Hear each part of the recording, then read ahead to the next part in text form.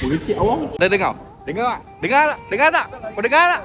Ha, ini pot baiknya. Tak payah pergi Siam lagi. Tak payah pergi Thailand. Ha, betul tu. Lepas ni tak payah dah nak pergi Siam ke nak pergi Thailand, semata-mata nak makan makanan viral diorang. Yang cari makanan viral Thailand kat sini ada. Tapi bukan tu yang kita nak highlight. Kat sini masakan panas-panas pun ada. Masakan lokal dan juga menu-menu Thailand. Nasi lemak, masak lemak udang galah, kudapan yang viral kat Thailand tu. Air pun ada cabaang, green tea, Thai tea. Dessert pun banyak. Jujur cakap, datang sini memang rambang biji mata. Siapa yang suka siakak steam limau tu, sini pun ada. Tapi lagi rare, dia ada sotong steam limau. Susah jumpa. Asam pedas style Johor pun ada. Menu kat sini betul bukan main-main punya. Kedai dah lah cantik. Makanan pun power-power. Nasi lemak dia pun baik. Dapat rasa sambal mak-mak. Yang ni yang siap dengan udang galah. Asam pedas pun memang rasa macam makan kat rumah. Yang ni pakai daun kesum tau, bukan pakai daun limau. Air dia pun dah macam krim brulee. Ada cheese bakar-bakar atas tu. So seber-sebi aku kata kat sini dessert pun banyak. Kopi-kopi pun ada. Menu-menu Thailand yang viral tu pun ada. Yang tak ada korang je. Bila nak datang sini? Dah boleh set datang kat Dia Mat and Cafe, Kota Laksmana, Melaka.